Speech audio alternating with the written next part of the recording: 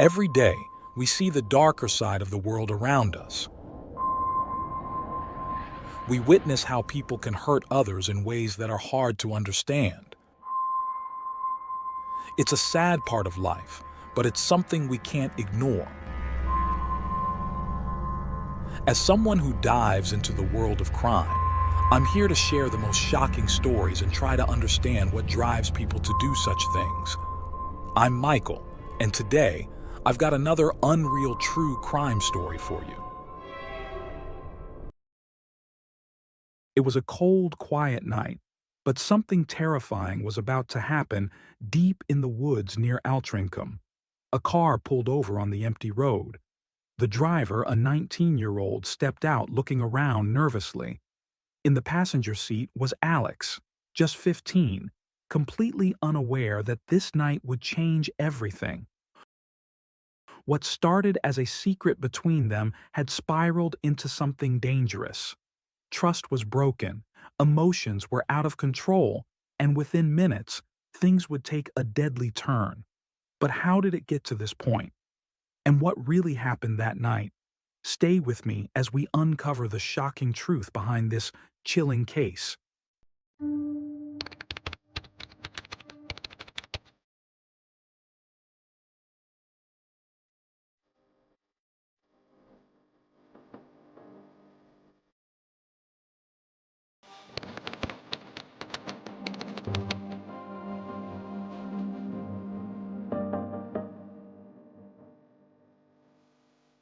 The Rada family lived a peaceful life in the village of Tabley, nestled in Cheshire, a county in northeastern England.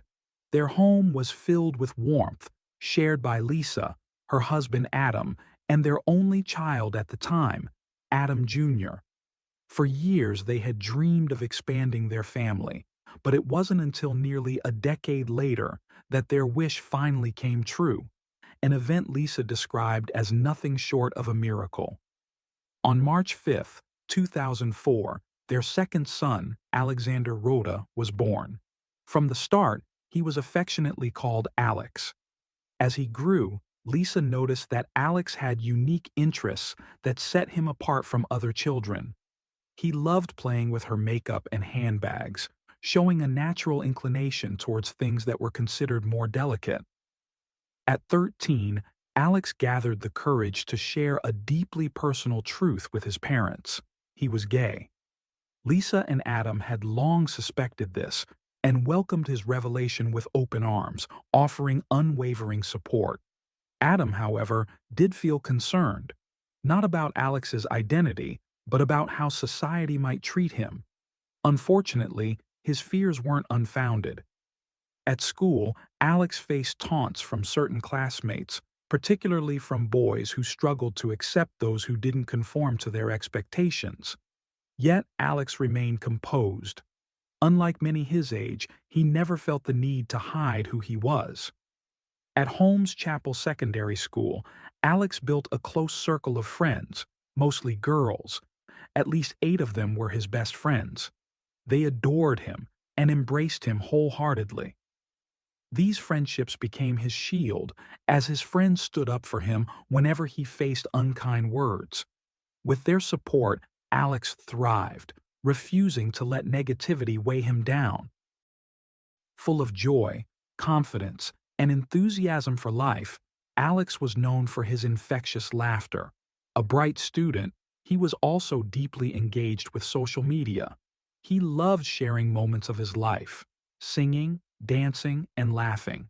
One of his social media accounts had already amassed more than 4,000 followers. He and his father shared a uniquely close relationship, one that felt more like a friendship. By the time Alex turned 15, he had become incredibly popular, his phone constantly buzzing with messages from friends and admirers alike. But one particular message, received one evening, stood out from the rest. It was from Matthew Mason, an older boy whose online presence had always carried an air of mystery. Something about it made Alex pause. Matthew, from the nearby town of Ollerton, was 19 and the son of a farmer. He had grown up in an affluent and devout household with a sprawling estate worth millions. Every Sunday morning, his family faithfully attended church. In school, Matthew had been known for his calm demeanor, much like Alex. He had also attended Holmes Chapel Secondary before pursuing agricultural engineering.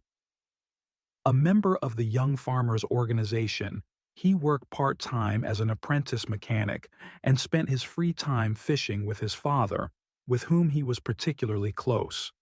At the time, Matthew was also in a relationship with a girl named Caitlin Lancashire. In October 2019, Alex confided in Georgia, one of his closest friends, about the messages he had been receiving from Matthew. Georgia was taken aback. She had known Matthew from school and had never noticed him showing the slightest interest in men, nor had he ever hinted at being bisexual. The situation felt odd, even unsettling. Their worlds were entirely different. Alex and Matthew had never run in the same social circles. Without social media, their paths might never have crossed. Georgia cautioned Alex to be careful. Yet, as the messages continued, Alex couldn't help but feel excited. He added Matthew as a friend on one of his social media pages, and soon, their conversations became more frequent. For Alex, this felt like the beginning of something special, his first experience with love. Alex had never been in a relationship before, and the experience felt exhilarating, like stepping into a completely new world. His friends were thrilled when they learned he was finally exploring deep emotions. At first, the exchanges between Alex and Matthew were harmless, just casual messages. But over time, their conversations became more flirtatious, turning into something more intimate. Matthew complimented Alex on his appearance, and soon they started sharing photos. One night, after having too many drinks at a bar, the 19-year-old made a reckless decision. He sent Alex an explicit photo of himself. According to Alex's friends, he had a habit of not fully grasping the seriousness of situations, often treating them as jokes. So, to some extent, he perceived it as part of a flirtatious game. However, things escalated when Matthew sent a video of himself in a compromising act. As their virtual relationship intensified, Matthew suggested they meet in person, offering to pick Alex up from his house. But Alex refused, explaining that his father wouldn't allow it.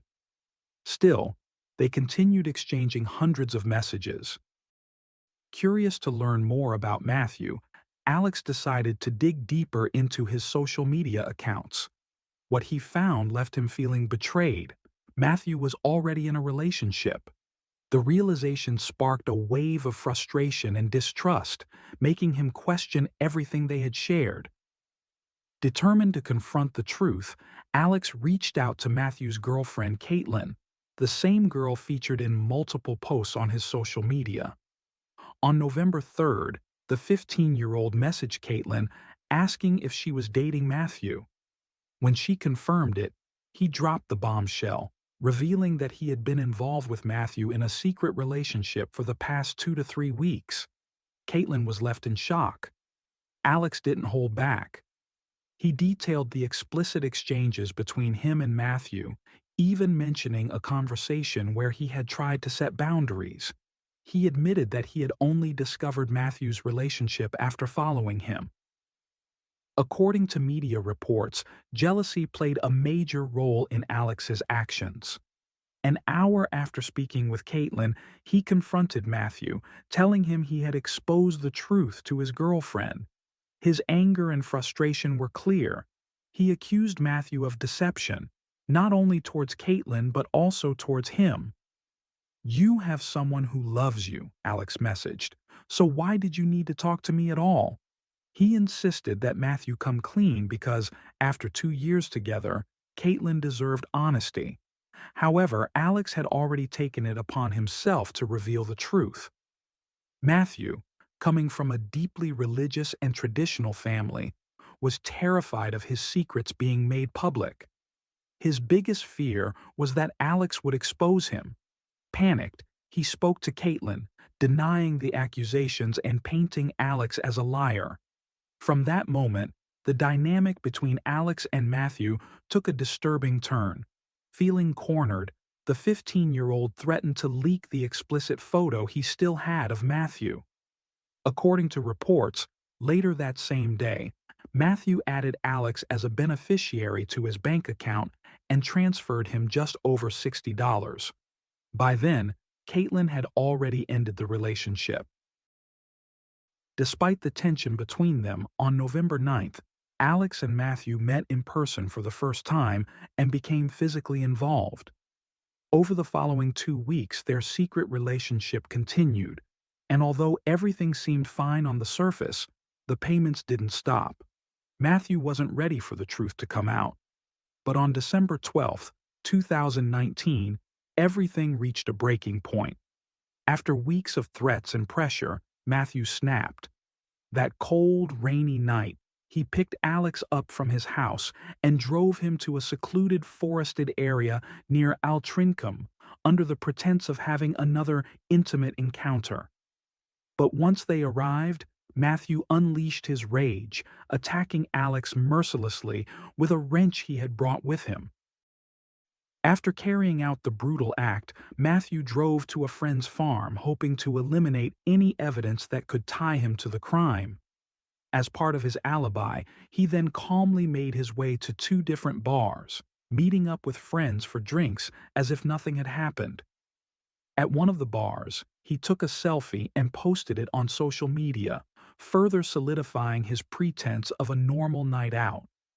Later, in an attempt to make his alibi even more convincing, he snapped a picture of himself lying in bed, smiling with his bare torso exposed. He later sent this image to Caitlin. Sometime during the night, he found Alex's phone lying on the passenger seat of his car. Knowing how much incriminating evidence was stored on the device, he quickly got rid of it.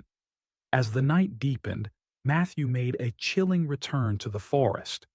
He dragged Alex's lifeless body to the side of the road and tried to lift him into his Renault Clio. But after several failed attempts, he gave up and left the body abandoned there, walking away without looking back. By this time, Alex's parents were growing increasingly anxious about his disappearance. After failing to reach him, they reported him missing, and soon, police, friends, and family members were desperately searching for him. At exactly 12:35 a.m., a Cheshire police officer sent Matthew a text message asking him to get in touch regarding his missing friend, Alex. It was Alex's mother who first voiced her suspicions about the 19-year-old. By morning, the grim reality unfolded. A group of garbage collectors made a gruesome discovery: Alex's half-naked body, severely disfigured from multiple blows. When law enforcement arrived at the crime scene in the forest, they were met with a horrifying sight. Alex had suffered at least 15 blows to the head in what authorities described as a savage and merciless attack. Matthew never anticipated being caught so quickly. However, a witness had unknowingly sealed his fate. The previous night, someone had taken a photo of a vehicle parked by the roadside. When police traced it back, they confirmed it belonged to Matthew. On December 13th, just before noon, officers arrested him on a nearby highway. Despite his attempt to wash away the evidence, dried blood was still visible on his hands. A search of his car's trunk uncovered a garbage bag containing damning evidence: a green sweater stained with blood, the very wrench used to attack Alex, and a large padded jacket that had belonged to the victim. With overwhelming evidence against him, Matthew was taken into custody and formally charged with the crime. Investigators pieced together the tragic trajectory of Alex and Matthew's relationship, revealing how it had started with intrigue and ended in unimaginable violence. Their digital exchanges had frequently revolved around money, leading to a final, fateful conversation just moments before Alex's brutal murder. Records showed that after the first payment, Matthew had sent Alex a total of $2,500, allegedly as payment for their encounters and to ensure his silence. The last transfer, amounting to $130, was made just 5 days before the crime. Adding another layer to the tragedy, it was revealed that shortly before his death, Alex had an unsettling encounter with Matthew's mother. She had unexpectedly walked in on them during an intimate moment. Disturbed by what had happened, Alex later messaged a friend, confiding his discomfort and even detailing the physical pain he felt after the incident. In a joking manner, his friend teased him, calling him a prostitute, to which Alex simply responded by repeatedly mentioning money. As the investigation deepened, chilling new details emerged. Matthew's internet search history exposed his dark thoughts. He had researched ways to end someone's life. Among his disturbing queries were, what happens if you push someone down the stairs? As well as searches on poisons and unsolved missing person cases in Cheshire. According to one of Alex's friends, when Matthew initially reached out to arrange their final meeting, Alex had been excited. However, after a second phone call, he began to feel uneasy. He even messaged his friend, asking if it seemed strange that the meetup was in a special secret place. By then, Alex had a gut feeling that something wasn't right. Despite his doubts, he eventually agreed to go, most likely because he needed the money. Moments after getting into Matthew's car, Alex posted one last image on his social media story. It was a simple shot of the car's interior, with a small heart emoji at the bottom. That was the final message he ever sent. Alex's closest friends, who often spoke with him about his new relationship, began to grow increasingly worried as time passed, especially when he kept asking for more money. At one point, Matthew told him that he was struggling financially and could no longer afford to send him anything. However, not long after, he transferred around $800. Alex's friends, whose identities were protected for legal reasons, later told the police that they were fully aware that what he was doing was wrong and had voiced their concerns to him. Despite their warnings, Alex chose to continue down the same path. The trial began on January 25, 2021. At Chester Crown Court, the jury heard that the two had only known each other for a few months but had been engaged in a secret and illegal relationship during that time. According to English law, a relationship between a 15-year-old and a 19-year-old is considered unlawful, as the age of consent is 16. This means that any sexual activity involving a minor, regardless of their willingness, is strictly prohibited. In his testimony before the judge, Matthew admitted to striking Alex with a wrench but attempted to justify his actions, claiming that he had lost control after being blackmailed by the teenager. According to his version of events, he and Alex had first started talking in October 2019 through casual conversations. However, as time went on, Alex allegedly began sending him late-night messages, asking personal and suggestive questions, such as whether he was wearing any clothes. Matthew further claimed that Alex had tried to attack him before his death. He also stated that he had run out of money and had lost friends and family due to the situation. Though he never explicitly stated what the payments were for, he maintained that he was under significant pressure. Additionally, he told the court that he felt ashamed and deeply unsettled after being intimate with Alex.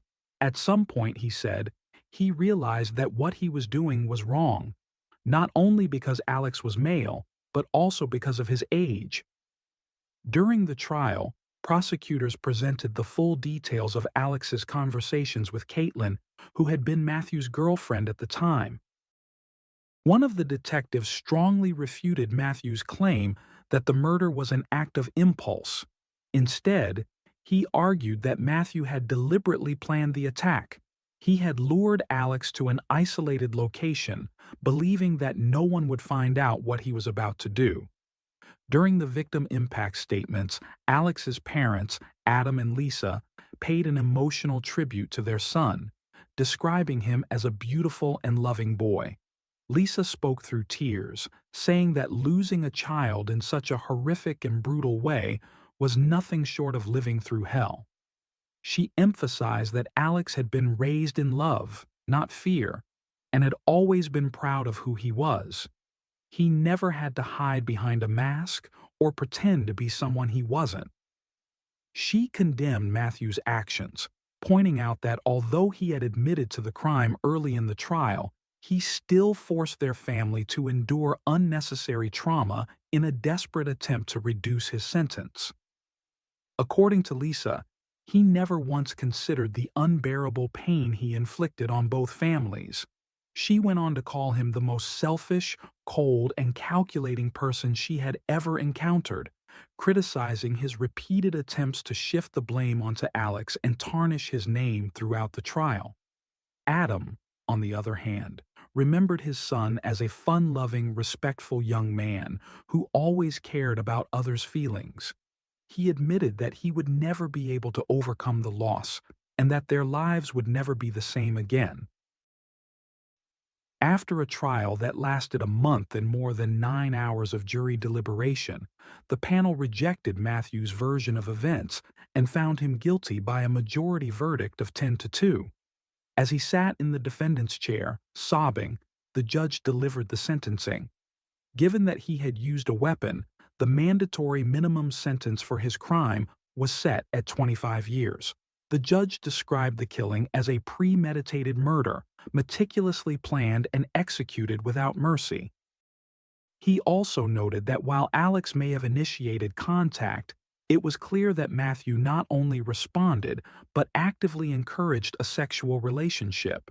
He pointed out that Matthew was far more experienced and worldly than his victim, who was still young and emotionally immature for his age. Furthermore, he stated that Matthew had carefully orchestrated the situation. While this may not have been his first sexual experience, it was for Alex. The judge concluded that Alex had naively made demands, but those demands stemmed from the sexual offenses committed by Matthew. The responsibility for what transpired did not fall on Alex. In determining the sentence, the judge underscored Matthew's complete lack of empathy and the utter disregard he showed for both the victim and his grieving family. He was sentenced to life in prison with a minimum of 28 years before parole eligibility. Despite the severity of the crime, Matthew's legal team filed an appeal against the sentence. On June 23, 2021, after reviewing both written and oral arguments, a panel of 3 appellate judges ruled that the original sentence had been excessively long. They decided to reduce the minimum term from 28 years to 26. Matthew's internal struggle, his inability to accept his own sexuality, and his fear of rejection created an emotional conflict that, when left unresolved, led to unimaginable pain and devastation. In his desperate attempt to escape a reality he refused to face, he destroyed not only his own future, but also the life of someone who embraced his identity without shame or fear.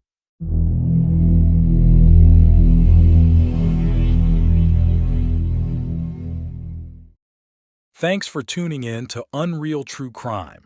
If you're intrigued by mysteries from around the world, check out our new channel, Latin Crimes, where we dive into the gripping true crime stories of Latin America.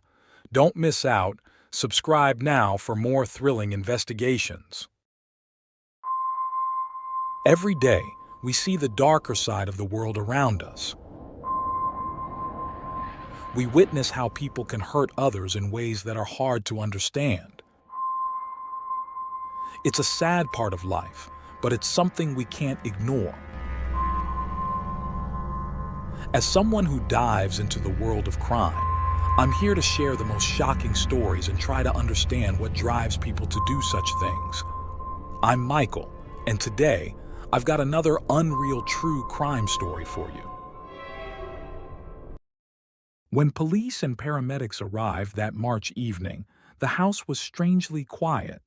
The 911 call had been frantic, a voice begging for help, saying someone was in the basement.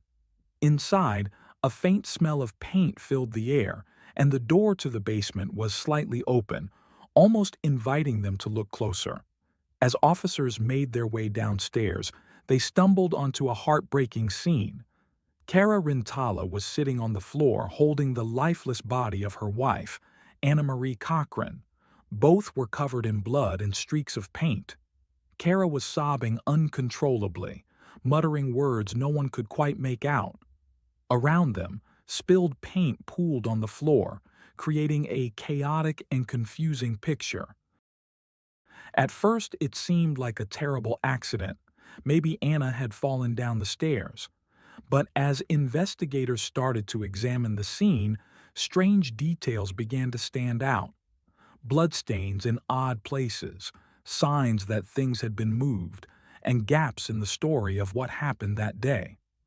Was this truly a tragic accident, or was there something much darker behind it?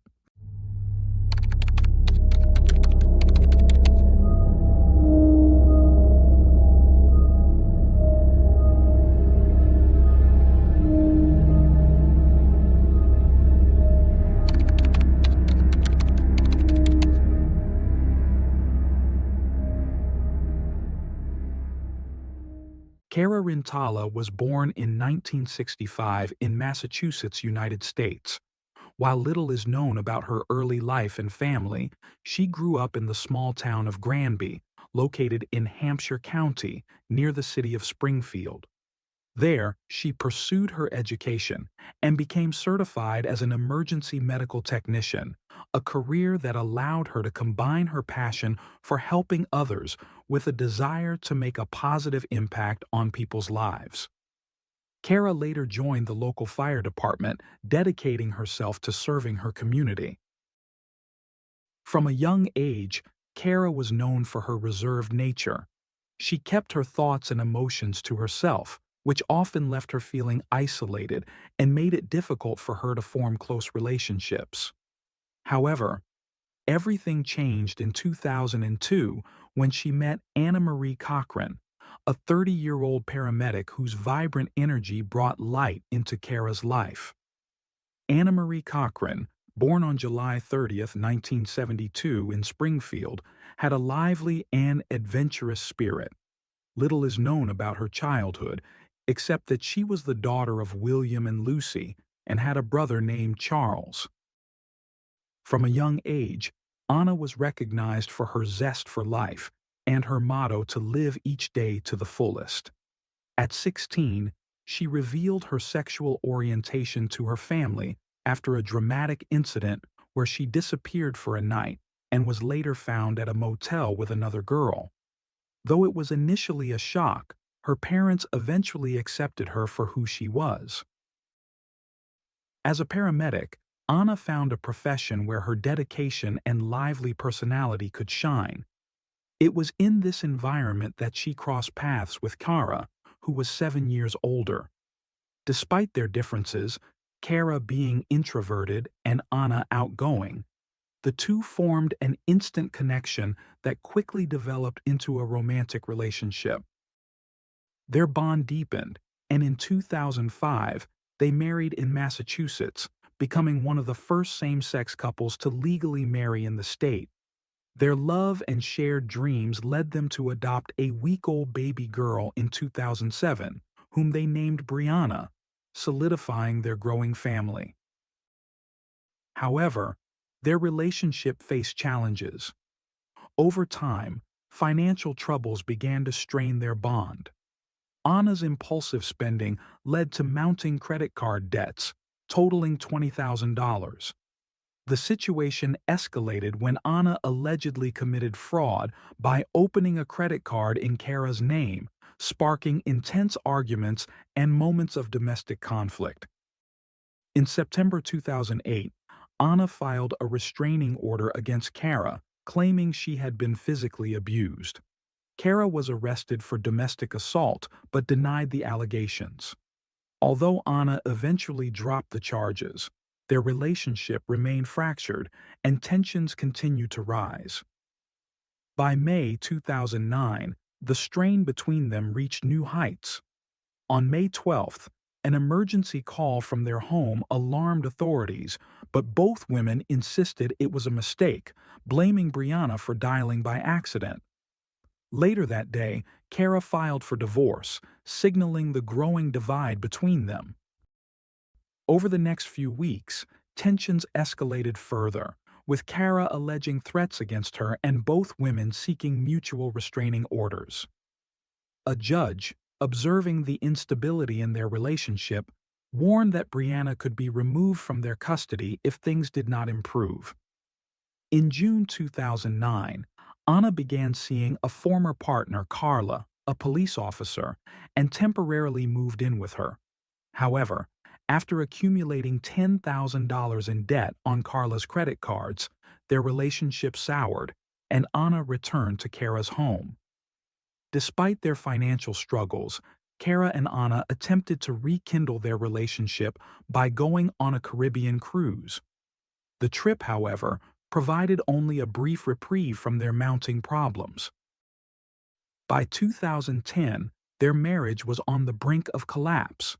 Both women had started interacting with others outside their relationship, fueling jealousy and mistrust.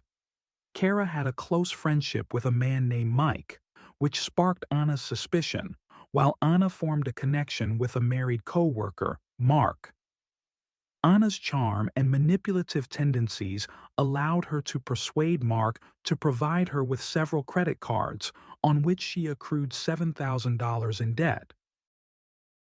By late March 2010, their relationship had deteriorated beyond repair. On the night of March 28th, an argument erupted after Anna discovered that Kara had invited a male friend over while Anna was on duty. Heated text exchanges followed, with Anna threatening to leave Kara. The following evening, on March 29th, tragedy struck. Shortly after 7 p.m., Kara, holding her daughter Brianna, arrived at a neighbor's house in distress. She handed Brianna to the neighbor and urgently requested that they call emergency services, stating that Anna was lying in the basement. Kara then rushed back to her home, leaving behind a community that would soon be shaken by the unfolding events. Police and paramedics arrived at the Rintala residence within 3 minutes of the 911 call. Upon entering the home, an officer heard Kara's frantic cries and noticed that the basement door was slightly ajar. Descending the stairs, he encountered a scene of utter horror. Kara sat on the floor, sobbing uncontrollably, cradling the lifeless body of 37-year-old Anna in her arms. Both women were covered in blood and streaked with white paint. Amid the chaos, Kara was questioned at the scene. She explained to investigators that she had been out running errands with her daughter Brianna to give Anna some time to rest. According to Kara, Anna had come home around 8:30 a.m. after finishing her night shift.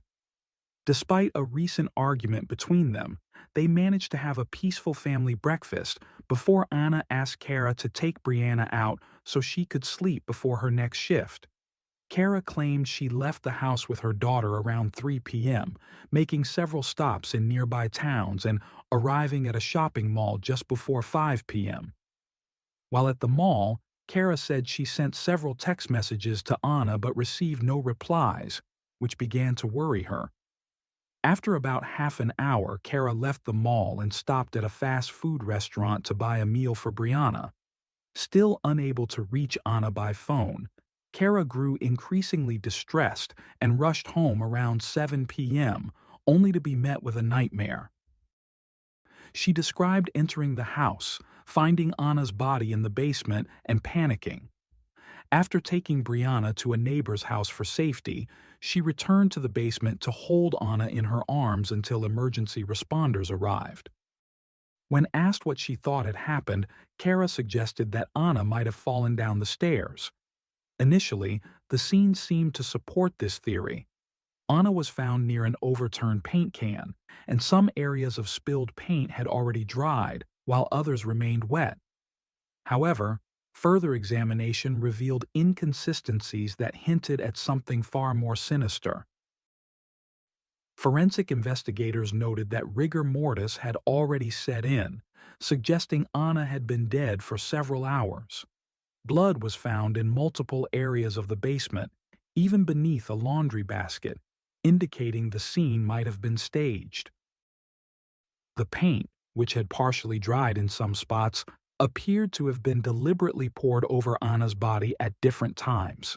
These details began to raise serious doubts about the initial assumption of an accidental fall. The autopsy results, released a few days later, confirmed the worst. Anna's cause of death was strangulation. The medical examiner determined that someone had applied sustained pressure to Anna's neck for approximately 4 minutes, causing her death. Additionally, Anna had 23 recent bruises and multiple blunt force injuries to her head, indicating she had endured a violent attack. The time of death was estimated to be between 11 a.m. and 1 p.m., placing Kara at home during the crime, despite her claim that she had left the house with Brianna in the afternoon. With the death now classified as a homicide, suspicion quickly fell on Kara. During her initial statements to police, Kara described Anna as loud, lazy, and manipulative, and hinted at her wife's volatile temper. However, before detectives could conduct further questioning, Kara retained a lawyer.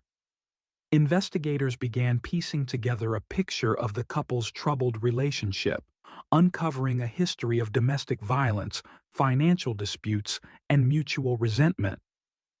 The investigation also revealed a more complicated side to Anna's life. Police discovered that Anna had been romantically involved with a married co-worker, Mark. On the morning of her death, Anna had sent Mark a text asking him to take her to buy a new phone. Mark admitted to receiving her message and acknowledged that Anna had accumulated significant debt on his credit cards. However, he claimed to have been out of town visiting his ill sister on the day of the murder, providing receipts to corroborate his alibi. Without evidence tying Mark to the crime, investigators turned their focus back to Kara. The timeline of events became a critical part of the case. Kara maintained that she left the house in the afternoon and did not return until 7 p.m., but security footage from local businesses failed to place her in public during that time. The paint covering Anna's body also raised questions. It was a specialized sealing paint that turned from pink to white within an hour of application. When officers arrived, the paint was still pink, indicating it had been poured over Anna's body shortly before the 911 call. This, combined with evidence of an attempt to clean the basement, blood splatter beneath shelves and on concrete surfaces, pointed to a deliberate effort to manipulate the crime scene. The arrangement of the scene was particularly suspicious. If an intruder had killed Anna, why would they move a laundry basket and pour paint over her body? Adding to the intrigue, investigators discovered semicircular marks on the frame of the house's side door, suggesting a staged break-in. Security footage from Kara's afternoon errands revealed a laundry basket and a red bag in the back of her SUV while she shopped at a mall.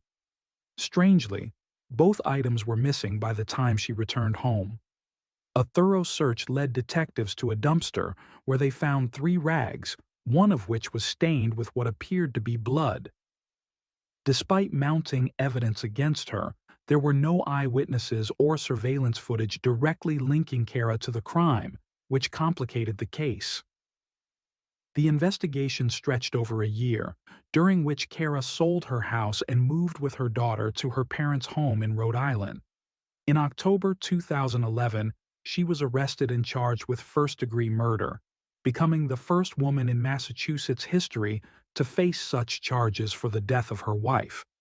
What followed was a decade-long legal battle that would test the resolve of all involved. After an 18-month investigation, the Northwestern District Attorney declared there was no doubt Kara was responsible for Anna's death. Prosecutors allege that Kara had attacked Anna following a heated argument, pushed her down the basement stairs, and strangled her. They accuse Kara of attempting to clean the crime scene and pouring paint over Anna's body to obscure evidence. To support their timeline, they argued that the murder occurred between 12 p.m. and 2 p.m. on March 29, 2010, just before Kara claimed to have left the house. Kara's trial began on February 20, 2013, with prosecutors painting a grim picture of a marriage in turmoil.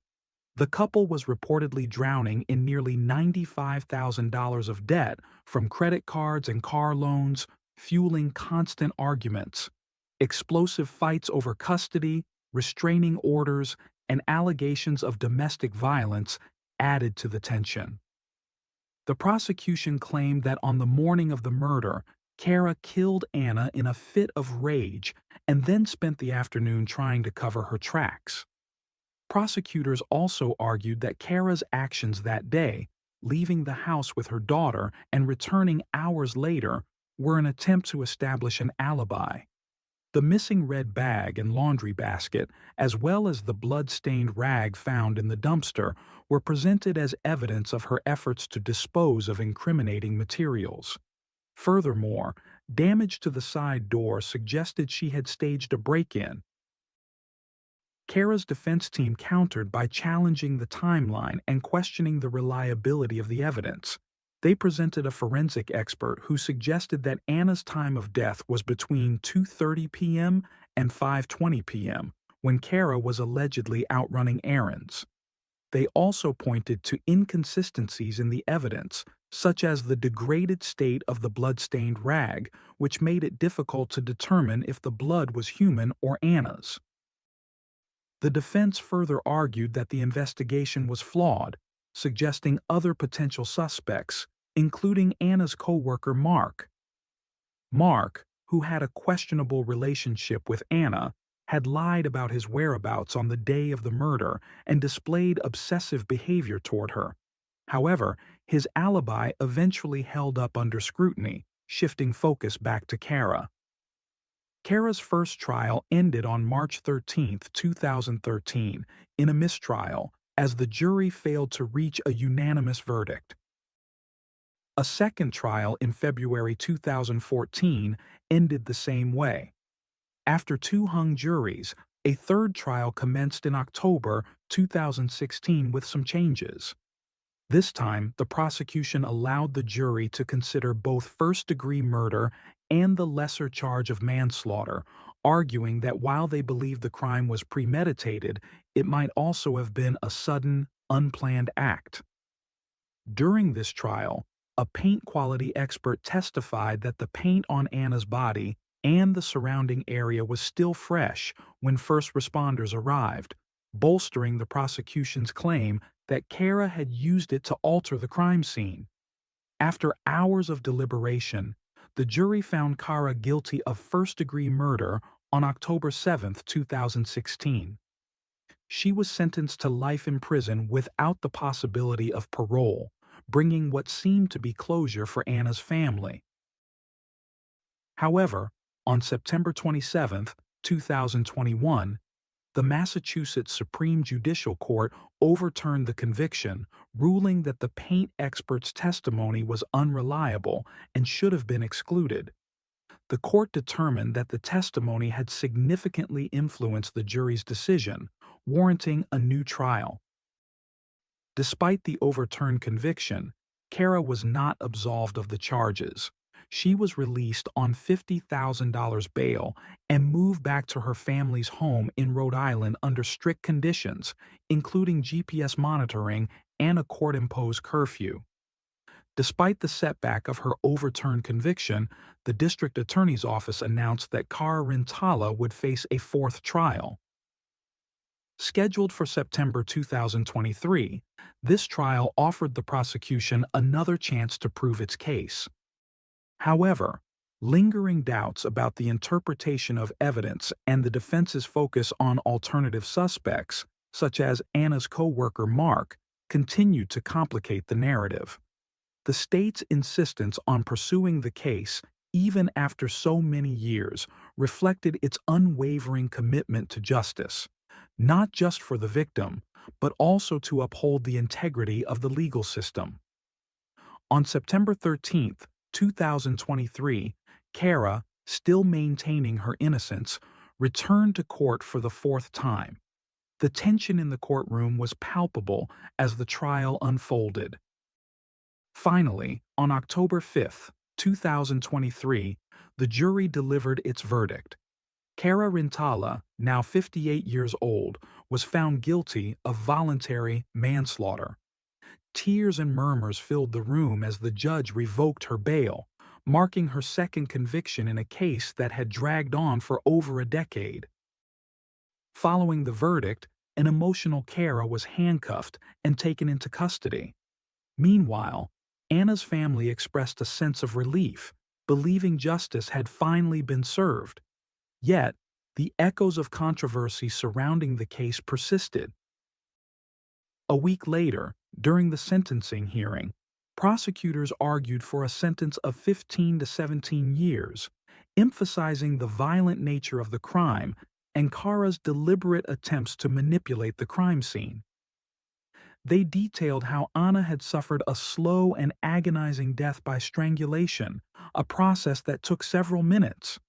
While the jury had determined the act was committed in the heat of passion, the prosecution insisted that it was calculated, pointing to Kara's efforts to obscure her actions. Prosecutors also highlighted the profound harm caused by the crime, particularly to the couple's daughter, Brianna, who was only 3 years old when her mother was killed. The defense, on the other hand, argued that Kara had already spent significant time behind bars, 7 years in total, and urged the court to impose a fair and reasonable sentence. They pointed to Kara's career as an emergency medical technician, her lack of a prior criminal record, and over 40 character reference letters that attested to her role as a devoted mother. In a particularly moving moment, Brianna, now 16 years old, delivered a heartfelt statement to the court. Her words captivated everyone in attendance as she spoke about the pain of losing her mother and the difficulty of being separated from Kara, the only parent she remembered. Through tears, Brianna described how her connection with Kara, forged through letters, phone calls, and visits during her incarceration, had sustained her. She recounted how her mother's release in 2021, after the overturned conviction, had transformed her life. Brianna shared how Kara's presence had helped her excel in school, join sports teams, and find hope again. Pleading with the judge, Brianna expressed her deep love for Kara and begged for her release, stating, "I need my mom. Having her back is everything to me." After hearing the testimonies and reviewing the letters of support, the judge delivered the final sentence on October 19, 2023. Kara Rintala was sentenced to 12 to 14 years in prison for the strangulation of her wife. The sentence was reduced by the 7 years Kara had already served since her initial conviction in 2016. Kara Rintala is now serving the remainder of her sentence at the Massachusetts Correctional Institution for Women. Over the years, her case has drawn significant public attention and has been the subject of documentaries such as At the Bottom of the Stairs and Descending into the Basement. The case of Anna Mariko and Kara Rintala remains a haunting example of how personal relationships can unravel into fatal violence. It underscores the complexity of human emotions and the devastating consequences of unresolved conflict.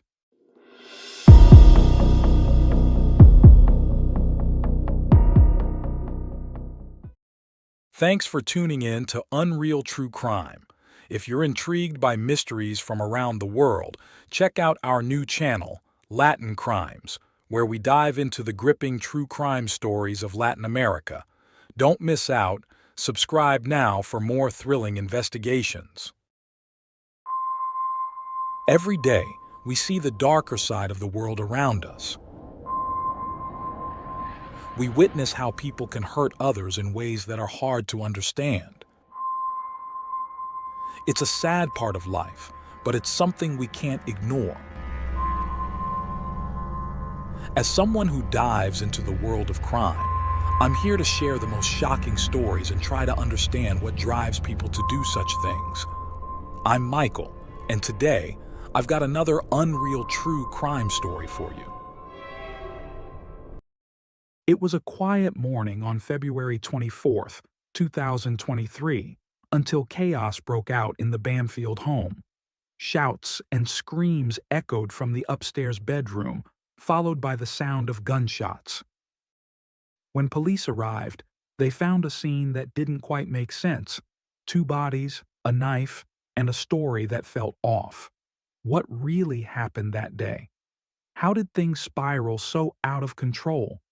As investigators dug deeper, they uncovered shocking secrets that turned this into a story of betrayal, conspiracy, and murder.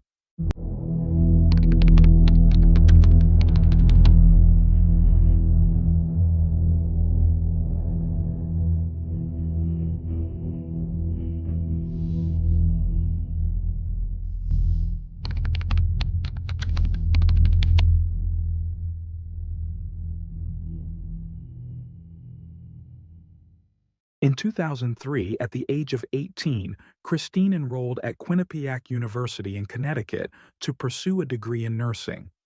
In 2004, during her first year of college, she met Brendan Robert Banfield, and before long the two started dating. Christine graduated in 2007, and the following year, in 2008, Brendan proposed to her. Their engagement lasted nearly 2 years, culminating in their marriage on June 12, 2010. Christine was a devoted nurse who loved her job, often working grueling 16-hour night shifts. Despite the exhausting schedule, she found fulfillment in her work. On social media, she occasionally shared her fitness journey at a local gym, where Brendan would sometimes join her. Friends of the couple noted how Brendan was always supportive, encouraging Christine in her workouts and complimenting her progress. Christine once posted about how happy she felt when Brendan motivated her, especially after he noticed the positive changes her healthy routine brought to her life. Brendan, on the other hand, was more reserved online, rarely sharing personal details. He worked as a federal agent in the tax department, investigating fraud and tax evasion cases. Together, Christine and Brendan built a life that reflected their shared efforts and deep connection. They enjoyed attending football games, hosting parties, taking vacations, and traveling abroad. They were the picture of a typical American couple, meeting young and dreaming of a bright future together. The couple initially lived in New York before relocating to Herndon, Virginia. Their home, valued at over $1 million, was in one of the city's most desirable neighborhoods. Financially stable, both enjoyed excellent salaries and a comfortable lifestyle. Their jobs sometimes required travel, which meant they were occasionally apart for work. In one social media post, Christine mentioned having to leave their dog at a pet hotel because both she and Brendan were traveling for work simultaneously. In October 2017, Christine, then 32, announced on social media that she was 3 months pregnant. On March 30th, 2018, she gave birth to a baby girl. From then on, Christine's social media posts reflected her joy as a mother, sharing pictures of her family. In 2019, the Banfields decided to join the Culture Care Au Pair program. For those unfamiliar, the program facilitates cultural exchange, allowing au pairs to live with families abroad, care for their children, and study, all while receiving accommodation, meals, and a stipend. In April 2019, Amanda, a young Brazilian woman, joined the family through the au pair program.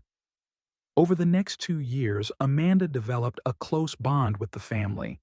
She shared photos of their trips, celebrations, and everyday life, showing a strong relationship with the Banfields. Christine even referred to Amanda as part of the family. Amanda's time with the Banfields ended in 2021, but she extended her stay for 6 months due to global travel restrictions. Encouraged by their positive experience, the Banfields sought another au pair, specifically someone Brazilian. They met Juliana Perez Magalhães, a 23-year-old nurse from São Paulo, Brazil. Juliana arrived in late 2021 after completing the au pair application process. Like Amanda, Juliana developed a good relationship with the family. While not as close as Amanda had been, her connection with the Banfields seemed strong enough for them to extend her stay for another year. However, everything changed on February 24, 2023. At approximately 7:50 a.m., a brief 911 call was made from Juliana's phone but ended abruptly. 13 minutes later, another call came through, during which Juliana reported that a friend was injured. Moments later, Brendan took the phone and told the dispatcher he had found his wife, Christine, with stab wounds in their upstairs bedroom and had shot a man named Ryan. Police arrived within 10 minutes to find Ryan deceased and Christine gravely injured in the upstairs bedroom. Christine was rushed to a nearby hospital after the incident. Fortunately, the couple's 4-year-old daughter, who was in the house at the time, was unharmed. However, Christine succumbed to her injuries and passed away shortly after arriving at the hospital. Brendan was also hospitalized due to a leg injury. Preliminary reports from the police revealed that the deceased man found at the scene was Joseph Ryan, a 38-year-old. According to the initial investigation, Ryan allegedly broke into the Banfield home, attacked Christine with a knife, and was fatally shot by Brendan shortly thereafter. This was all the information made available at the time.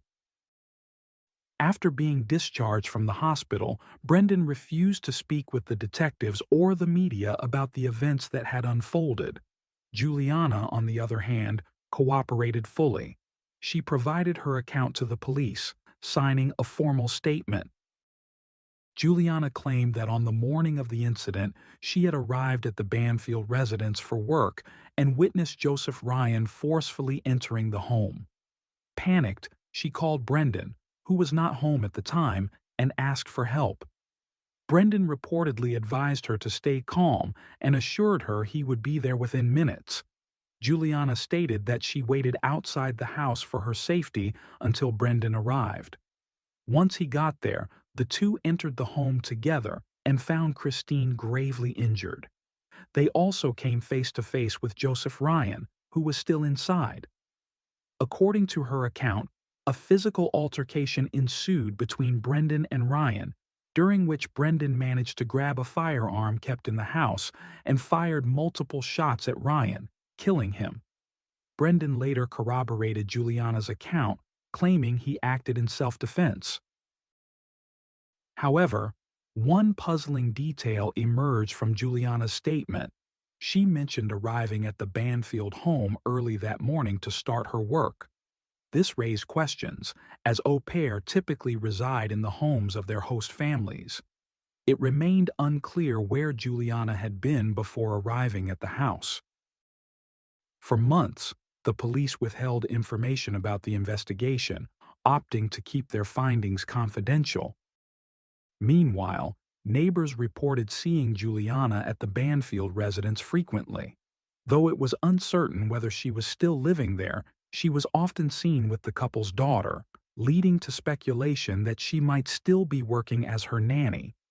By August 2023, Juliana posted on social media that she was looking for a nanny position in the area. Given that au pairs are not allowed to seek additional employment while participating in the program, this suggested that Juliana was no longer part of the program at that point. After more than 7 months of investigation, law enforcement pieced together key evidence and forensic data to shed light on the case.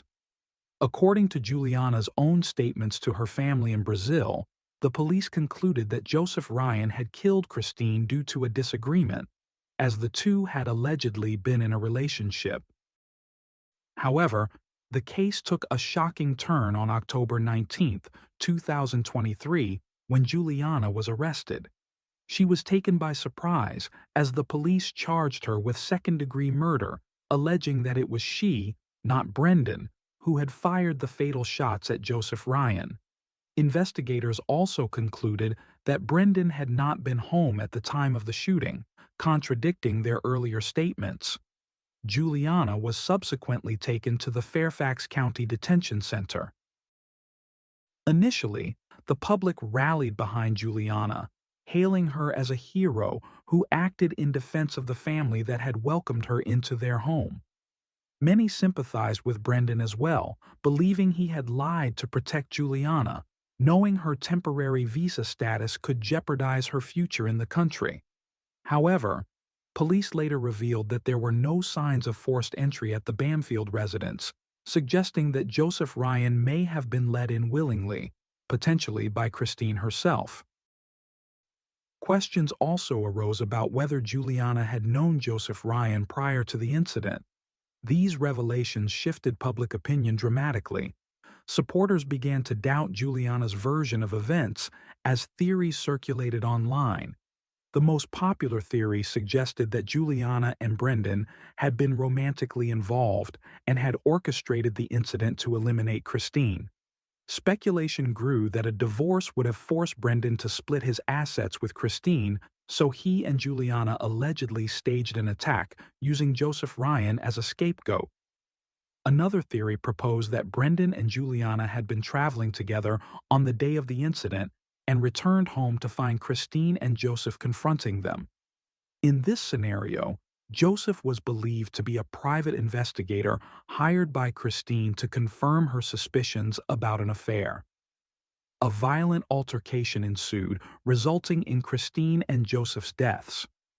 A third theory speculated that Christine and Joseph had been romantically involved, and that Brendan, upon discovering them together, killed them both in a fit of rage. Juliana, loyal to Brendan, allegedly covered for him, and the two began a relationship afterward. During her first court hearing, Juliana testified that on the morning of the incident, Christine had given her and the 4-year-old daughter tickets to the zoo so she could have some alone time.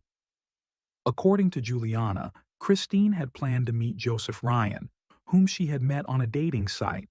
Juliana claims she had forgotten the child's lunch and returned to the house to retrieve it, only to see an unfamiliar car parked in the driveway and a man, later identified as Joseph Ryan, entering the house.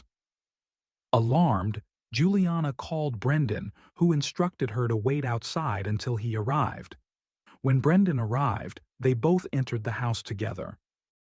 Juliana admitted to making the initial 911 call, but hanging up quickly, unsure of what to say. Juliana took the Bamfield's young daughter to the basement for safety, while Brendan grabbed his firearm and prepared to confront the situation. Moments later, noises from the upstairs bedroom caught their attention. They rushed to the room and found Joseph Ryan standing over Christine, who was lying naked on the bed, while Joseph, still dressed, held a knife. Brendan pointed his gun at Joseph, demanding he drop the weapon, but Joseph threatened to harm Christine if Brendan didn't lower his gun. What happened next was a chaotic and horrifying series of events. Joseph began stabbing Christine as Brendan fired his gun. Most of the shots missed their mark, failing to incapacitate Joseph, who continued attacking Christine.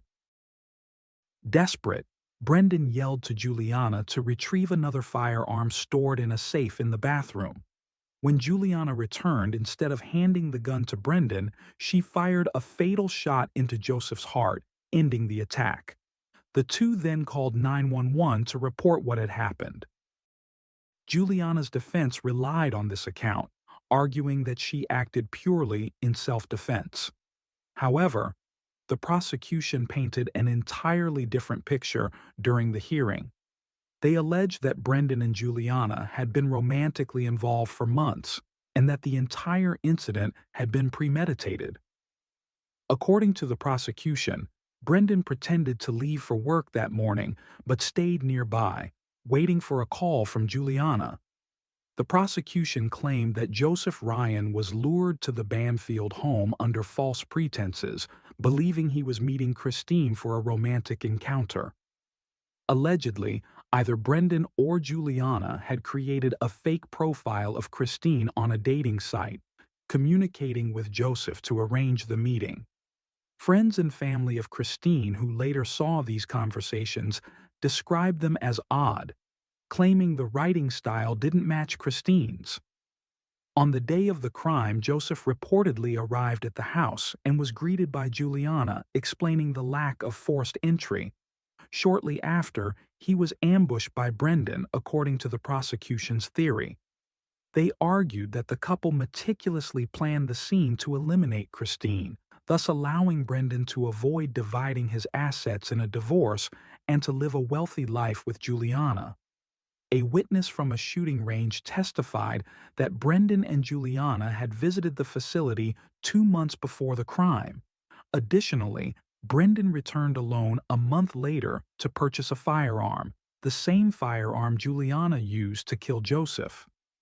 Investigators also revealed that both Brendan and Juliana replaced their cell phones just 4 days before the incident, which prosecutors saw as further evidence of premeditation. Photos taken of the Banfield home after Juliana's arrest showed significant changes. The room that had once belonged to Juliana was empty, and her belongings, clothing, makeup, and personal items, had been moved into Brendan's bedroom. All photos of Christine and Brendan with their daughter had been removed and replaced with pictures of Brendan and Juliana, some of which included the child. While Juliana's defense acknowledged the possibility of a relationship between her and Brendan, they insisted it was not serious. They argued that both Brendan and Christine had been unfaithful to each other, casting doubt on the prosecution's narrative of a well-planned conspiracy. Brendan invoked the Fifth Amendment during his testimony, refusing to answer questions that could incriminate him, and provided minimal responses throughout the hearing. The prosecution also brought up Juliana's attempt to obtain a new passport while her original had been confiscated during the investigation. They argued that this suggested an intent to flee the country. Juliana's defense countered, explaining that they had advised her to apply for a new passport as a valid form of identification, emphasizing there was no plan to escape. Despite this, the judge denied Juliana bail, ordering her to remain in custody until her trial. Meanwhile, Brendan was released but remained under investigation. Initially, he claimed responsibility for shooting Joseph Ryan, but after forensic evidence proved Juliana had fired the fatal shot, he altered his account. The Banfield's daughter was placed in the care of relatives as the legal proceedings continued.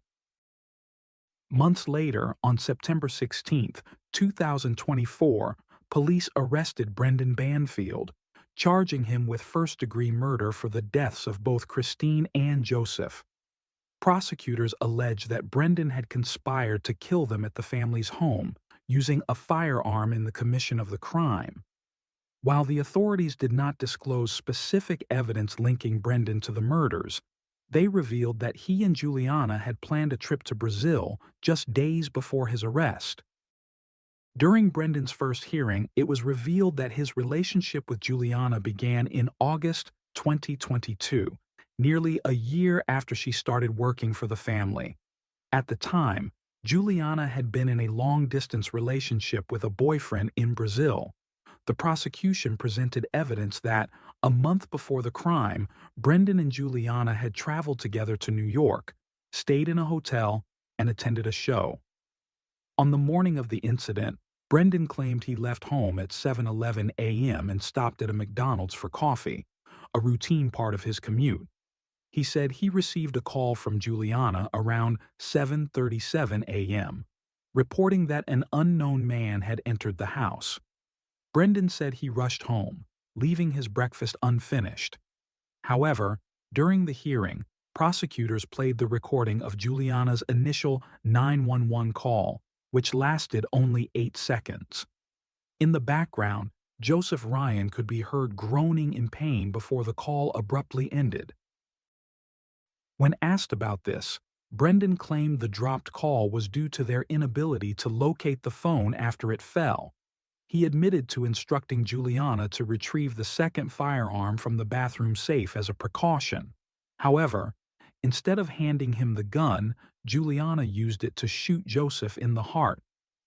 The timeline of events raised significant questions. Authorities noted a 13-minute gap between Juliana's first 911 call and her second. Joseph Ryan was already injured by the time of the first 911 call, raising questions about why it took Brendan and Juliana 13 minutes to make the second call. Authorities believe this time was used to stage the crime scene.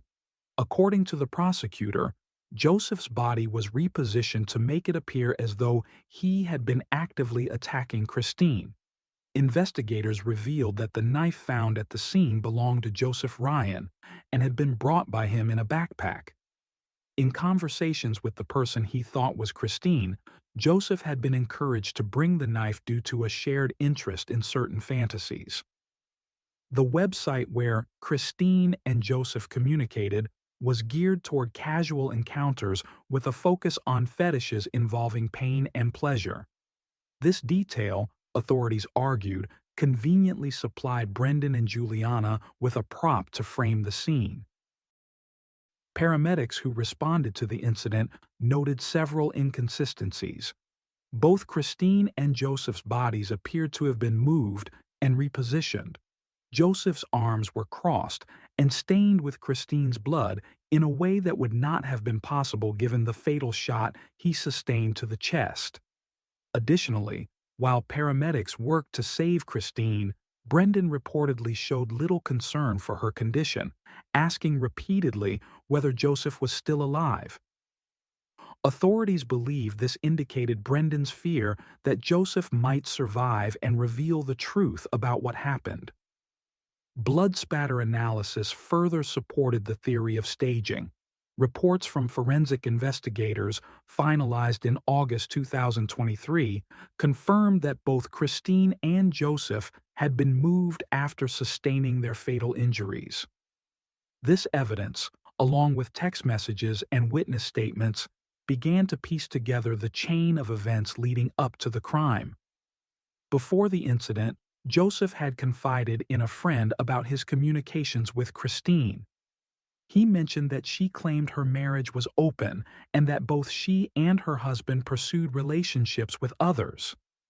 Based on their online conversations, Joseph shared explicit details, including photos of the items he planned to bring to their encounter: a knife, cuffs, and belts.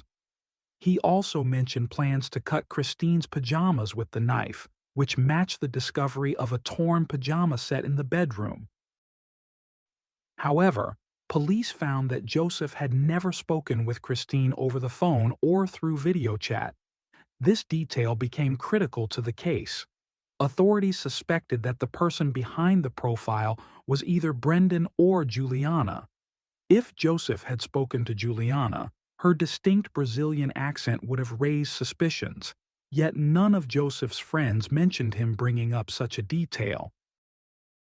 Investigators speculated that Brendan might have fabricated a backstory to explain any discrepancies, such as claiming Christine had lived in Brazil for a time, accounting for the accent. Joseph's friends, who were interviewed by police, described him as a peaceful individual and expressed disbelief that he could have harmed Christine. They believed he had been manipulated into the situation, which ultimately led to his death. Between Juliana's arrest on October 19, 2023, and Brendan's arrest on September 16, 2024, the two maintained consistent contact. In a recorded conversation, Juliana questioned Brendan, saying, I hope you're not staying with me just because you're afraid I'll turn on you." Brendan responded by telling her to be quiet.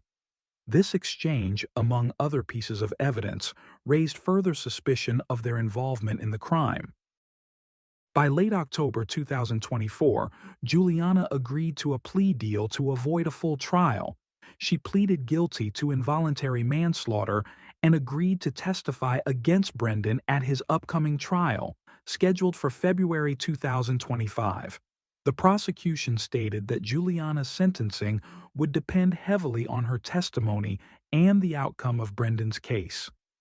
During her confession, Juliana revealed how Brendan masterminded the entire plan. Their romantic relationship began in August 2022, roughly a year after Juliana started working for the family. By fall 2023, Brendan expressed his desire to get rid of Christine and began orchestrating the crime. Using a fake profile on an adult dating site that catered to fetish-based fantasies, Brendan posed as Christine and initiated contact with Joseph Ryan. Over time, he lured Joseph into arranging a meeting at the Banfield home, instructing him to bring specific items, including a knife. To make the setup more convincing, Brendan asked Juliana to speak to Joseph via a voice call on Telegram, pretending to be Christine. Juliana confessed that she was reluctant to participate but ultimately complied. On the day of the incident, Brendan waited nearby after leaving the house under the pretense of heading to work. He instructed Juliana to handle Joseph's arrival and to play along with the charade. Juliana admitted to feeling trapped and fearful, but said Brendan's control over her left her with little choice. Juliana followed the plan and made the calls as instructed. However, Christine's phone went straight to voicemail because Brendan, before leaving that morning, had turned it off and hidden it in a kitchen drawer. Brendan, waiting at a nearby McDonald's, received Juliana's call and pretended to attempt to call Christine, knowing full well it would also go to voicemail. He then returned to the house, picked up Juliana and the couple's daughter, and entered the home through the basement. They left the child there before heading upstairs to the bedroom Brendan shared with Christine. Brendan carried his service weapon, and Juliana had the firearm Brendan had given her earlier that morning. When they entered the bedroom, they found Joseph holding Christine, who was naked. Brendan shouted, "Police!" before shooting Joseph in the head, causing him to fall away from Christine. Juliana then made the first 911 call, during which Joseph could be heard groaning in pain. Following Brendan's instructions, Juliana ended the call prematurely. Afterward, Brendan grabbed the knife Joseph had brought and stabbed Christine multiple times. Meanwhile, the 911 operator attempted to call back, but Juliana did not answer. Then Juliana noticed Joseph was still moving. She fired the fatal shot into his heart, as later confirmed by the medical examiner. Brendan then staged the crime scene, moving Christine and Joseph's bodies closer together to make it appear as though Joseph had attacked Christine. Once the staging was complete, Brendan instructed Juliana to make a second 911 call, in which she reported that an intruder had broken into the Banfield home and attacked Christine. When the police and paramedics arrived, Brendan accompanied Christine to the hospital while Juliana went to the police department with the couple's daughter. The events that followed became the subject of widespread public scrutiny. Juliana's confession left little doubt that the crime was a conspiracy orchestrated by her and Brendan to murder Christine and begin a life together. Brendan's trial is set for February 2025, with Juliana's sentencing scheduled to follow shortly thereafter. Joseph Ryan's mother has avoided interviews to respect the investigation, but made a poignant social media post after Brendan's arrest, stating that living without her only son has been unbearably difficult. She added that her hope for justice is the only thing keeping her going. Both Christine's and Brendan's families have expressed deep shock and sorrow over the events. Christine was laid to rest at Queen of All Saints Cemetery in Suffolk County, New York. Meanwhile, the couple's 6-year-old daughter is reportedly under the care of close relatives. As for Joseph Ryan, no information about his funeral has been made public. The families involved remain haunted by the tragedy, while the nation watches closely for justice to be served.